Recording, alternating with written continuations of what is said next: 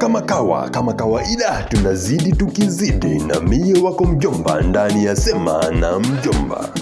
Mambo vipi team Mjomba, kama kawa tuko ndani ya Sema na Mjomba, show moto tena akishua zaidi hapa ndani ya 254. Asante sana for your support and feedback pale kwa mitandao ya kijamii. Tunazidi kupanua mipaka ya show tukiwa naye leadership and management guru, the first member in Association of Film Commissioners International kutoka Afrika. Ni jamaa wa nguvu sana and is also the CEO of Kenya Film Commission.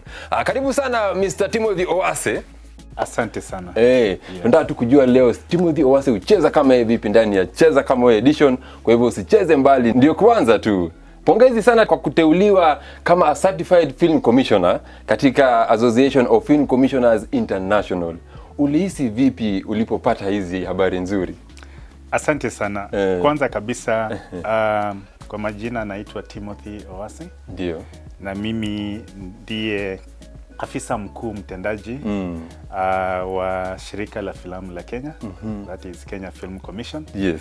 Na kazi yangu ni kuwaongoza wenzangu katika kuhudumia taifa kwa mambo ya filamu humu nchini. Wow. Yes. Na nikirejelea swali lako, kwanza kabisa niseme kila binadamu hufurahia sana kama wewe ni mshindi. Kabisa. Na kwa upande wangu naweza sema nilifurahia sana kwamba nilikuwa Mwafrika wa kwanza kuteuliwa kuwa certified kama film commissioner within the globe, but kutoka katika jimbo hili la Afrika. Afrika kabisa. Yeah, kwa hivyo nilijihisi vizuri kabisa. Nilijihisi vizuri kwamba kweli kushinda haina mipaka. Kushinda ni ya mtu yeyote, bora ujitolee na ujue kwamba kuna mahali unaenda. So kitu cha muhimu hapa ni kwamba nilijua lengo langu na ikawa kwamba lazima nitimize hilo lengo na nikaweza kutimiza kweli. Ukacheza kama wewe. Nilicheza. Yes. Umefanya kazi katika organization tajika kama vile MultiChoice Africa, Rollout, Marketing, Mnet East Africa na zinginezo. Uliwahi fikiria kwamba utakuwa CEO hapa KFC? Hilo ni swali nzuri sana.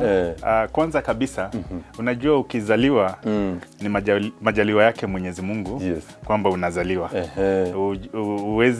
Uwezi jua kwamba ukishazaliwa ni njia gani wewe utapitia.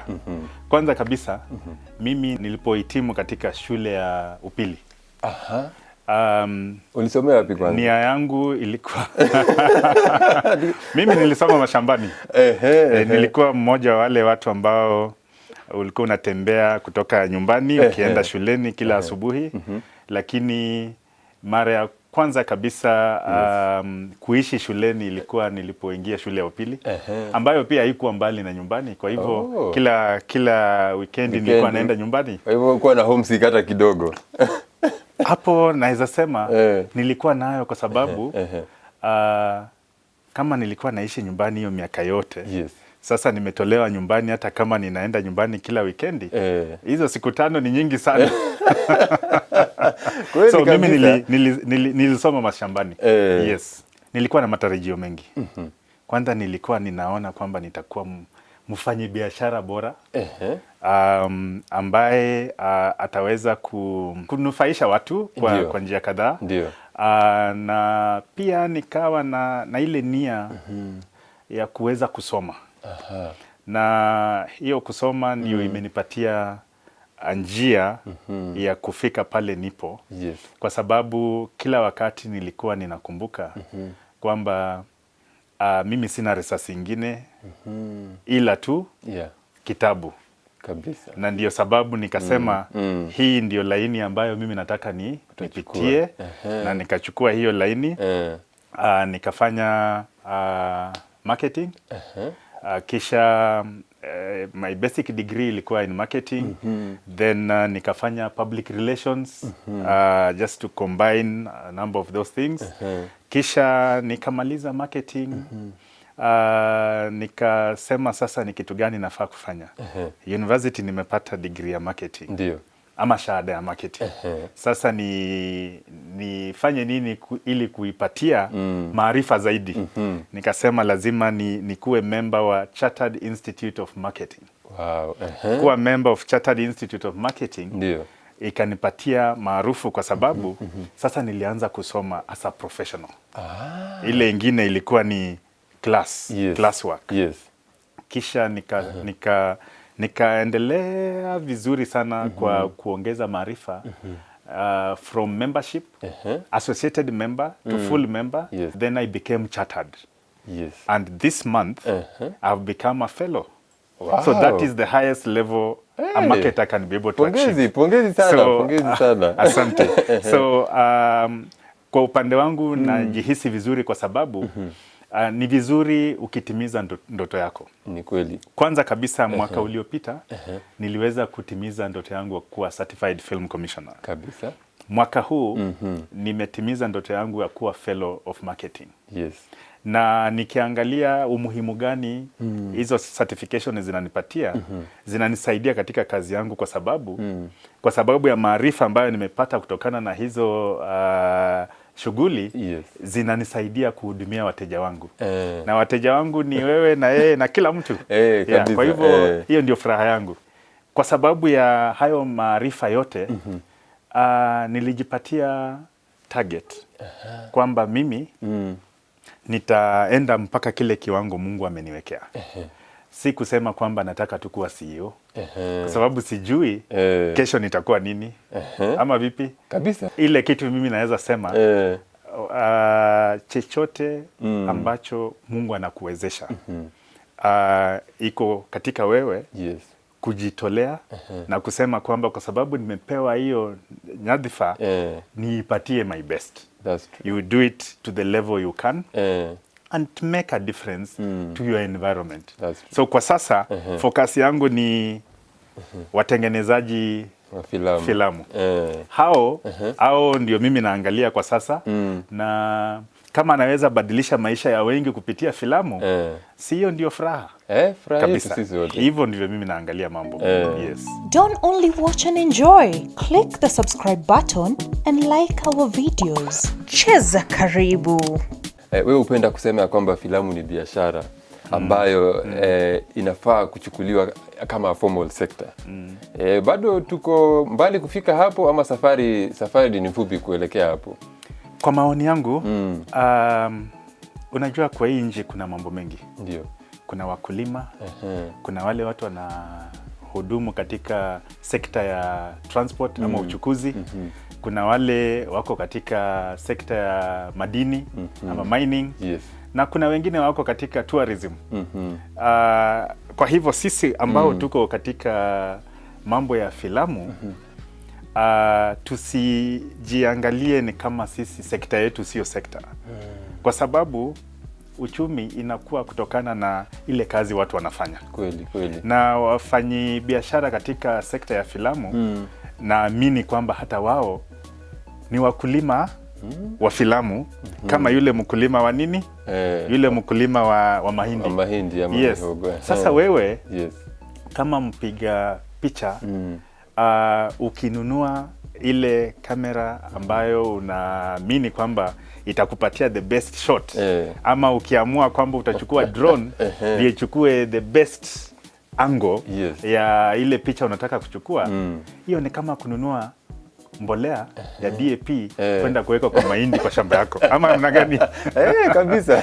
Kwa hivyo kwa upande wangu ninaamini kabisa kwamba filamu ni biashara na ndio sababu mimi huwa ninawahimiza wale watu wote ambao wananisikiza kwamba jukumu la mfanyi biashara yeyote ni kuendelea kufanya lile awezalo ili aweze kupata manufaa zaidi.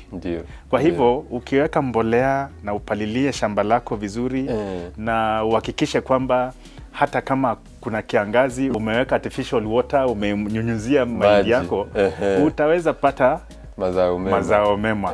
Kwa hivyo hata kwa filamu wewe kama mfanyabiashara kuwa na plan kwamba wewe uko na story na hii story umeiweka kwa karatasi vizuri, imeandikwa kisawasawa. Ikishaandikwa kisawasawa, pia umeangalia upande wa pesa. ni pesa ngapi unatarajia kupata kutokana na hii filamu. Na ni watu wangapi wenye unaweka kwa hii filamu ili waongezee maarifa ama value, thamani ya sinema yako. Ukishafanya hivyo, ujue hii sinema unatengenezea nani. Uwezi tengeneza tu alafu uachilie ni ya kila mtu. Pengine sinema yako ni ina target wanafunzi, ina target watoto, ina target wazee. So ni vizuri, lazima uwe uko aware. Ukisha kuwa umeelewa hayo yote, uweke pesa kwa filamu. Ukishaweka pesa kwa filamu, mimi ni marketer. Nitakwambia kwamba you must do your marketing from the time you start writing your story. Market every stage. For example, kama unajua filamu yako, ukitaka i-attract wale watu kutoka sehemu fulani, lazima ulete director ambaye anajulikana na hao watu. Ametoka kule. Kama unataka watu wa kutoka Uganda wafuatilie sinema yako na wanunue, pengine unahitaji Silverdo kwa sinema yako. So si hapo tayari marketing inafanya kazi. Ukitaka watu wa kutoka Nigeria waweze kufuatilia na kununua sinema yako, fanya co-production na watu kutoka Nigeria, artist kutoka Nigeria. So unaona kwamba hizo katika utengenezaji filamu, hizo ni vitu zinakaa ni kama vitu ambazo hazileti maana, lakini ni muhimu sana kwa kusaidia wewe kufanya nini? Kutengeneza utajiri kutokana na filamu. Lakini kama unangoja kwamba filamu itajitengeneza, italeta pesa yenyewe, uko na haraka ya kuandika bila kufikiria sana, alafu pia ujui unatengenezea nani sinema, sio, inakuwa ni mambo magumu. Itakuwa changamoto sana. Kwa hivyo biashara lazima ifanywe kama biashara. Na ya filamu hatuwezi tupa kando. Ikue hapo katikati. Wow, unafanya kazi nzuri sana CEO. Kwa sababu umeleta mabadiliko at KFC. Tumeona Kenya Film Directory inakuja pia. Tumeona pia kuna e-film shop ambayo pia iko kwa Grapevine. Kuna Kenya My Story. Pia sasa wiki inakuja kuna concert nyumbani. So hizi programs zitasaidiaje kuimarisha film industry hapa nchini? Asante sana. Kwanza kabisa, sisi kama wafanyikazi wa shirika la filamu la Kenya, nia yetu kuu ni kuona kwamba kila mtu anapata anaridhika kutokana na zile vitu zinatokana katika industry ya filamu. Pia tuna nia ya kuona kwamba Wakenya wanaweza kujiona katika runinga zao, katika simu na katika mitandao mingine yote. Kwa sababu gani? Kwa sababu moja, ikiwa tunaweza kukuona katika runinga mara kadhaa, na mzazi wako akuone kwa hiyo runinga, ndugu yako na shangazi, kila mtu atakubali kwamba hii ni profession.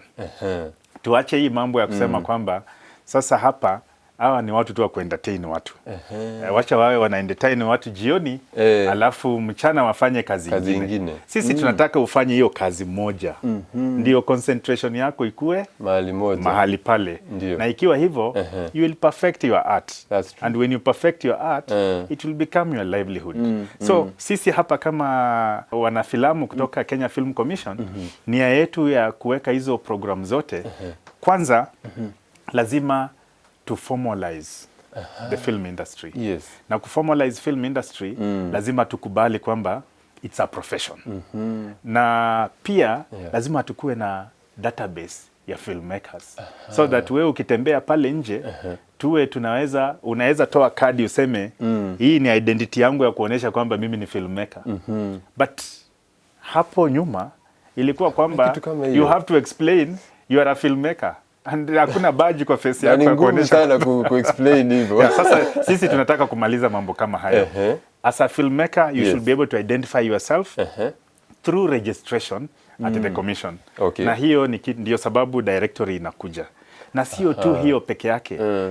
Hiyo directory itakupatia opportunity kwamba kama mtu anafungua kompyuta, aende kwa Google, na aende kwa hiyo directory ya Kenya Film Commission, akiweka ndani jina lako, whether yuko Hollywood ama yuko Tanzania ama mahali pengine popote anaweza kukupata. Na pia hiyo portal itaonesha kwamba ama huo mtandao utaonesha kwamba wewe umesomea kitu fulani, wewe ni specialist wa area fulani katika filamu na saizi uko unafanya kazi ama uko free, you are ready to be engaged by any investor, and so it's also one way of marketing you. So we are giving you an opportunity. That is one. Hii film shop umesema hiyo umeipata katika Grapevine. Inakuja. Mbona hii Grapevine mimi siipati? Nasikia inakuja tu. Okay, nia ya hii film shop ikishatoka kwa Grapevine sasa ikuje kwa lami, najua hiyo itakuwa imeshafika. Hii film shop nia yake ni kurahisisha wafanyabiashara wa filamu kuweza kufanya kazi yao kiurahisi. Kwa nini nasema hivyo? Don't only watch and enjoy. Click the subscribe button and like our videos. Cheza karibu. Ukitaka kupata license ya kwenda kupiga filamu tuseme Kajiado, unahitaji uende ofisi number 1 upewe license. Ukitoka hapo unataka kutumia bunduki, uende Kenya Police wakupatia another one. Ukishatoka hapo kama uko na foreign crew unahitaji a special pass kutoka immigration. Ukitaka kwenda Narok lazima uende kwa county tena upewe another clearance. Now sisi tumeangalia yote, tunasema hii mambo yote inafanya kazi ya kupiga filamu kuwa mrefu sana. Unachoka kabla ya kuanza. Hata kama hujaanza kazi. Kabla hujaanza kazi wewe unachoka. Sasa sisi tunasema badala tufanye hivyo, tukupatie mtandao ambao utakuwa ni one stop shop. Ukitaka kupata license ama hizo vitu zingine zote, all your inquiries at one point, and that will be on your mobile, on your iPad, on wherever you are, you can be able to transact. And that is one way of also just making filmmaking an enjoyable transaction when you are in Kenya.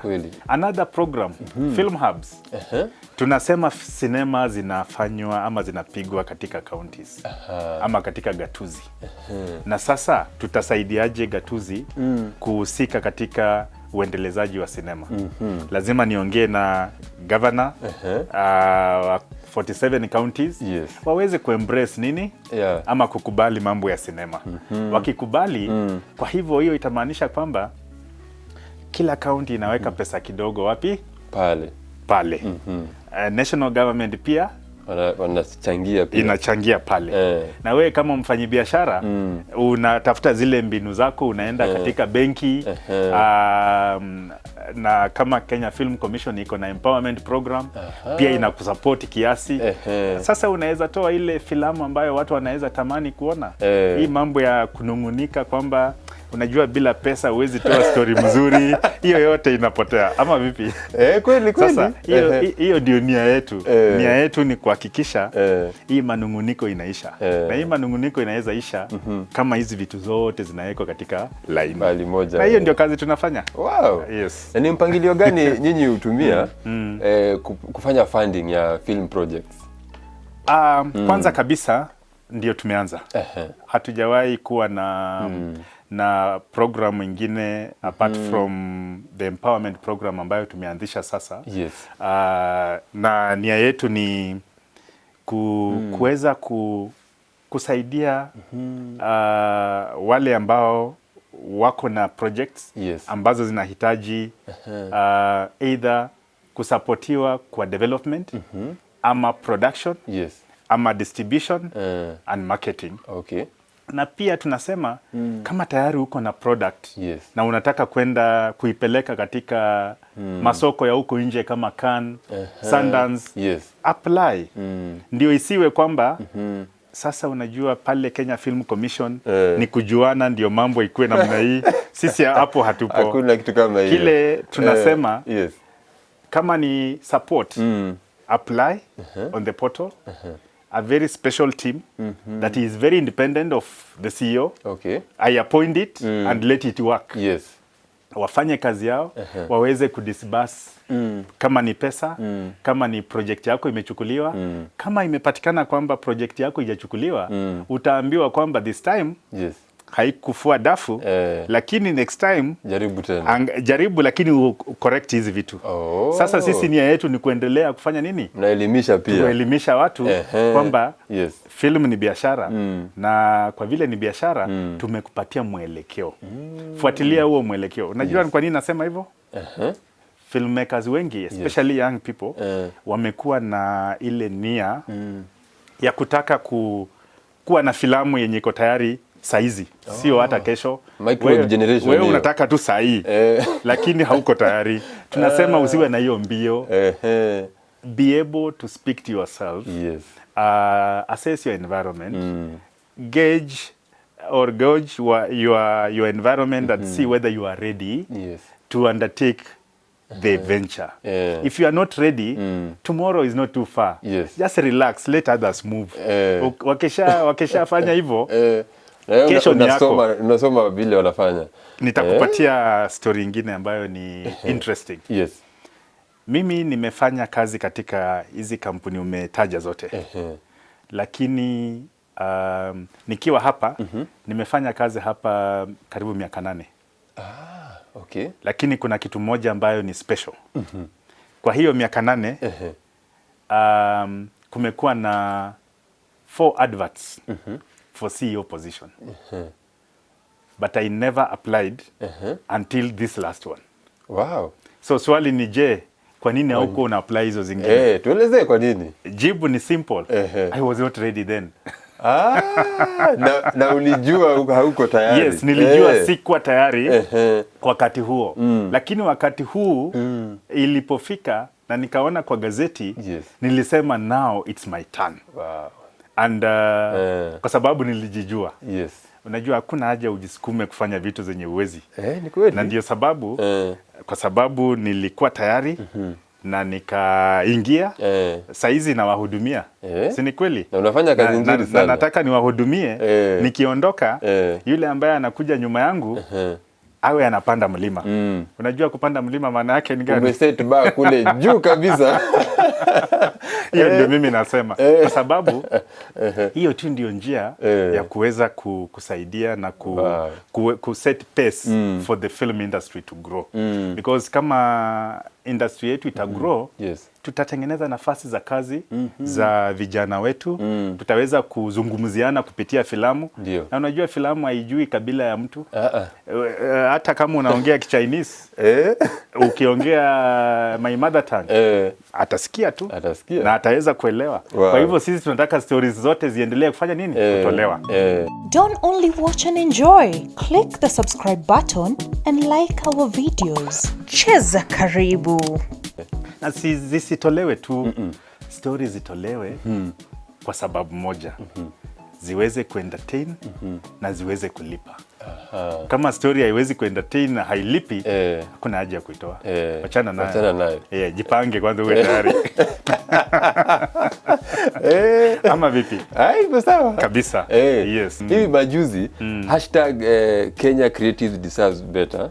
Na pia #Creative Kenya ilikuwa ina trend pale kwenye Twitter. Wakenya wanasema wasanii hawalipi pesa ya kutosha, hatuna enough equipment. Sijui KFC inafanya nini ile za kukabiliana na changamoto hizi? Ninarudisha tu challenge kwa wasanii.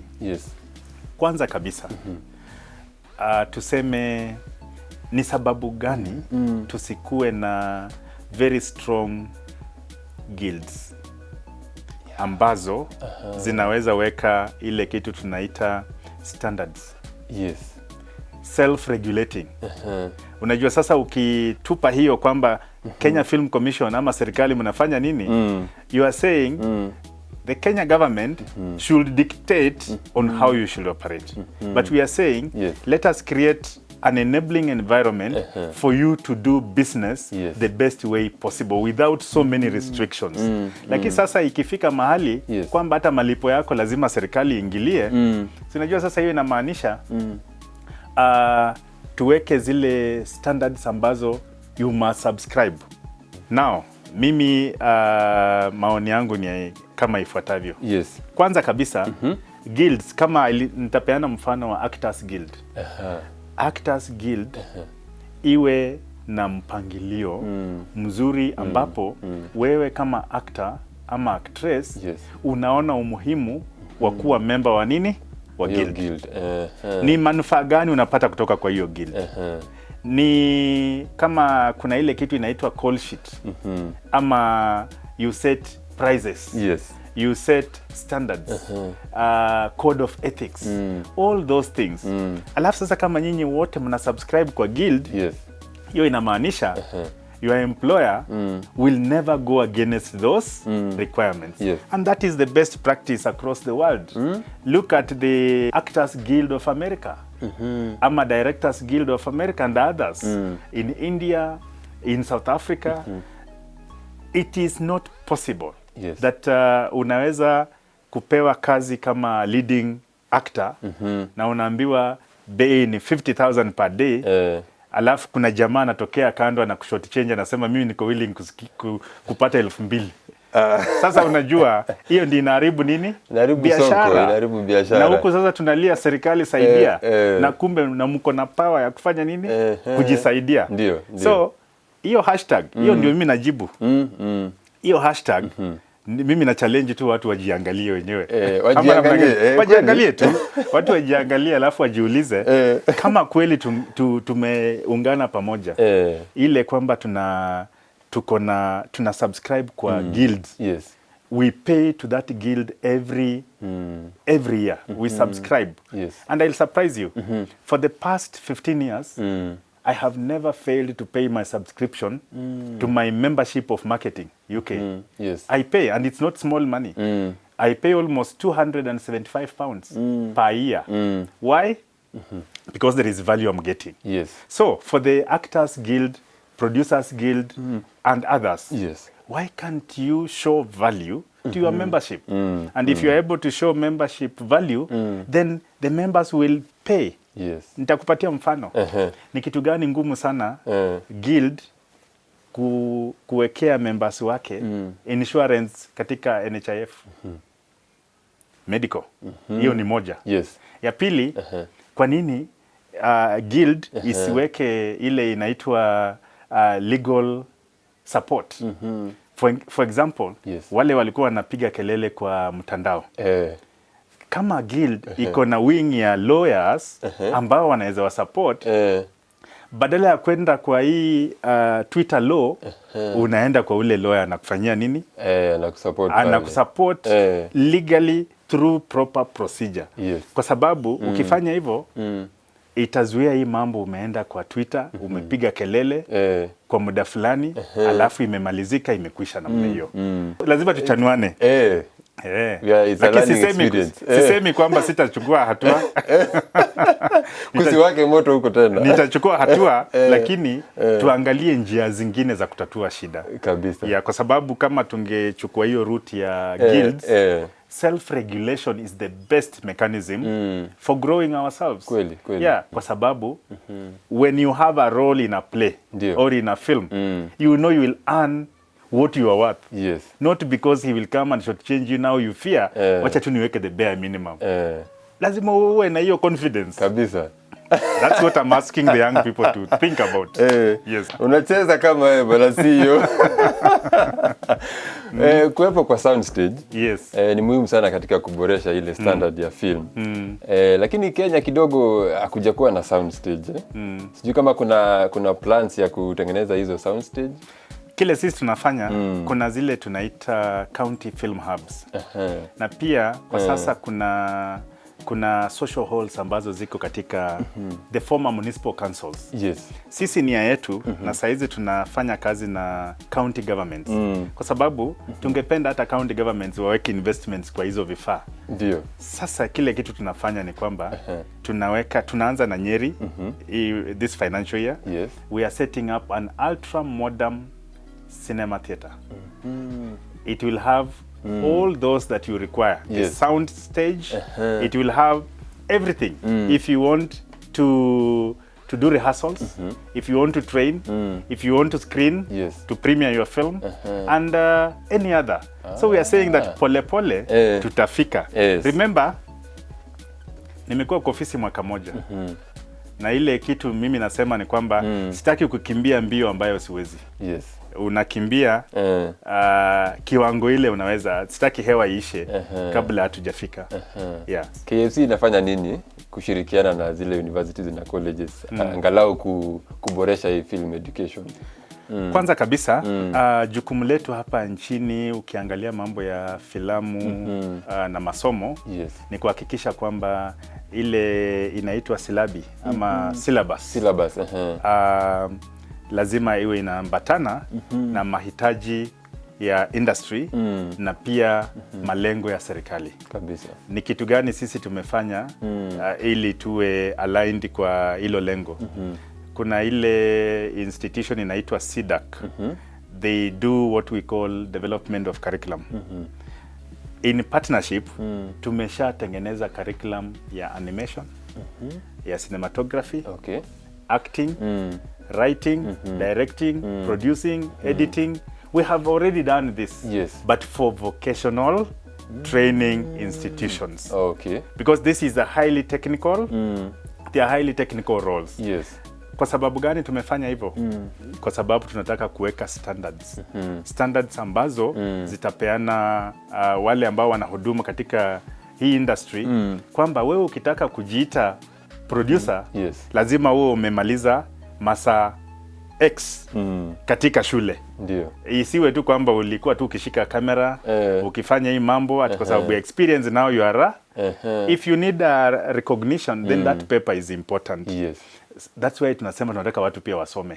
Unaweza soma on job but pia kama serikali tunahitaji statistics ya kuonesha kwamba in Kenya we have, for example, 1,000 cinematographers. So that if we have a big budget film coming to Kenya, then inakupatia ruhusa ya kuwa na ile uwazi wa kusema ukikuja Kenya usikuje na crew. You will find crew in Kenya. Wako hapa. Utawapata hapa. Sasa lazima tuangalie bigger picture. Yes. Wow. So I hope hapo nimekujibu what the government is doing and for universities our intention is to encourage them to comply with the quality education that we deserve. Ile kitu singependa ni kwamba in your big production house eti kuna wale wamekuja kupata ile tunaita internship ama pengine umewaita wakuje for employment lakini siku ya kwanza unampatia mtu kamera anaangusha hajui kuitumia na ako na degree ako na first class kutoka university A ama B. Sasa hiyo itakuwa ni shida. Na sasa kwa sisi ili tuweze kuzuia hiyo mambo tungependa more practical training na ndio sababu tuna partner na universities ku facilitate what we call placement. Placement for practical use so that by the time you are graduating wewe umepata maarifa kutoka kwa industry. Si ile theory kwa class. Kwa sababu theory mtu yeyote anaweza soma. Ndio. Ama namna gani? Unajua siku hizi hata online unaweza soma from your house. Na upate certificate. But just applying it is something else. That's why we want you to be very practical in what you do. Wow. Netflix inakuja tena kwa mpigo zaidi, si hiyo? Kuna mazungumzo kati ya KFC na idara kama zile za Netflix na zinginezo katika kuboresha film industry. Sisi tunaangalia partnerships kutoka kila kona. Netflix ni moja hapo. Showmax tayari iko hapa Kenya. Hulu haijafika lakini inakuja. Tunasema kwamba kuna opportunities nyingi. Right now, your biggest competition is not a TV station. It's not your fellow producer. The biggest competition is the kind of content you have. That's true. It does not matter how many outlets. It's just try to imagine that in your household you have about 15 people. Each person has a mobile phone. And it's a smartphone. You know those are screening Devices, points. Yes. So it's all about you having quality content Yes. that if somebody logs in, then they will be glued to watching. Yes. But if it is of a low standard, then your competitiveness also goes down. Yes. Meaning you will never earn. Yes. So we are looking for partners. We are tuna tayari tuko na multi-choice. Tunaangalia nchi kama South Africa. Tuwe na co-production. Nigeria tuwe na co-production. Na pia through the empowerment program, tunasema lazima nao to support more productions. Yes. The more films we support, the more people we employ. And the more people we employ, the more good products we get. Yes. And when we get good products, not just to count products on TV or on those devices, Yes. then the cycle will be complete. When the cycle, unajua, when you introduce a product in the market, you introduce, the uptake is very low. Yes. Because people don't know. You do a lot of marketing so that people get to be aware. Yes. Si ni kweli? Kweli Lakini kabisa. ikienda na ifike mahali iwe imemachua, ikisha machua, tayari in your mind you are doing research to introduce another product. Yes. Because now that product can be able to feed even this other small. Yeah, that's true. Yes. Before ianze kudecline, tayari uko na product iko almost mature. What does that mean?